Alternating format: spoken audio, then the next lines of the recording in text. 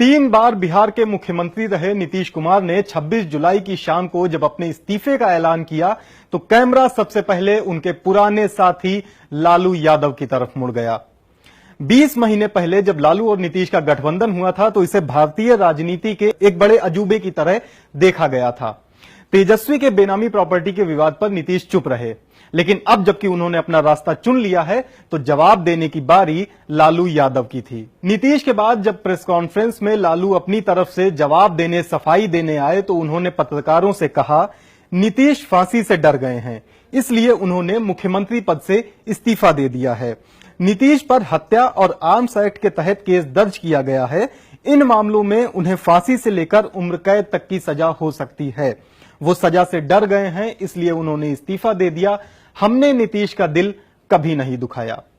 लालू यादव की इस press conference के कुछ ही देर बाद बिहार बीजेपी के नेता सुशील मोदी ने यह साफ कर दिया कि बीजेपी बिहार में नीतीश कुमार को बिना किसी शर्त के समर्थन देने को तैयार है। इसके कुछ ही देर बाद यह खबर भी आ गई कि कल यानी 27 जुलाई को बीजेपी और नीतीश कुमार के गठबंधन की सरकार का शपथ ग्रहण समारोह होगा।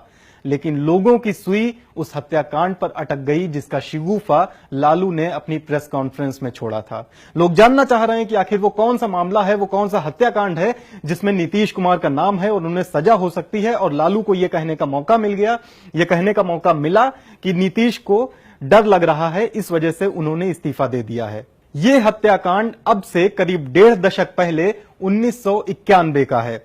1991 में बिहार के बाढ़ इलाके में मध्यावधि चुनाव हो रहे थे। उस समय नीतीश कुमार जनता दल के प्रत्याशी के तौर पर मैदान में थे। बाढ़ के पंडारक थाने के ढीबर मध्य विद्यालय में वोटिंग चल रही थी। शाम को करीब 4:30 बजे का समय हुआ था। कुछ ही देर में वोटिंग बंद होने वाली थी, लेकिन तभी वहां पर बूथ कैप्चरिंग को लेकर बवाल हो गया। बवाल इतना बढ़ गया कि वहां पर गोली चल गई और इस गोलीबारी में सीताराम सिंह नाम के एक शख्स की मौत हो गई। सीताराम सिंह ढीबर गांव के ही रहने वाले थे।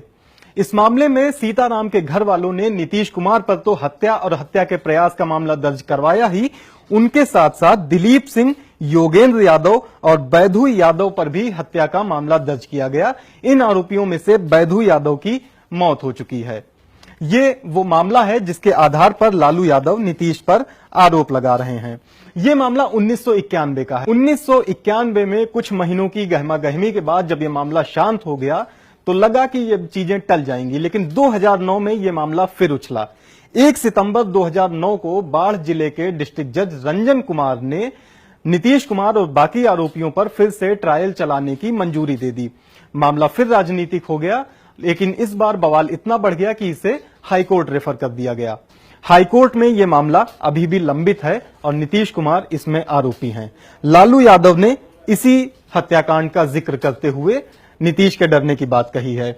लालू की प्रेस कॉन्फ्रेंस के बाद जब बाढ़ जिले में मरने वाले सीताराम सिंह के भाई राधाकृष्ण से बात की गई तो उनका कहना था कि लालू यादव बिल्कुल ठीक कह रहे हैं, मेरे भाई की हत्या की गई थी जिसका मामला अभी तक चल रहा है, हमें इंसाफ मिलने का इंतजार है।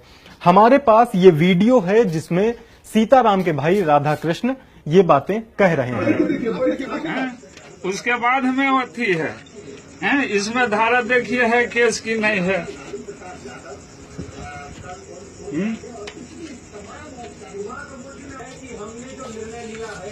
उस पर माननीय प्रधानमंत्री के ट्वीट के द्वारा दी गई प्रतिक्रिया के लिए उन्हें तहे दिल से धन्यवाद। तस्वीर में आपको जो बुजुर्ग दिख रहे हैं वो राधाकृष्ण सिंह हैं, मरने वाले सीताराम के भाई।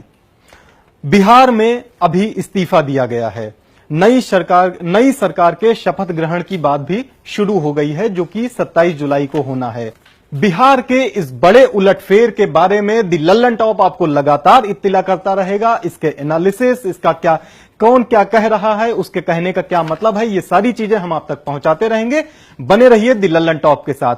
अगर आप फेसबुक पर ये वीडियो देख रहे हैं तो प्लीज हमारा पेज लाइक कीजिए। अगर यूट्यूब पर देख रहे हैं तो हमारा चैनल दी लल्लन टॉप सब्सक्राइब कीजिए।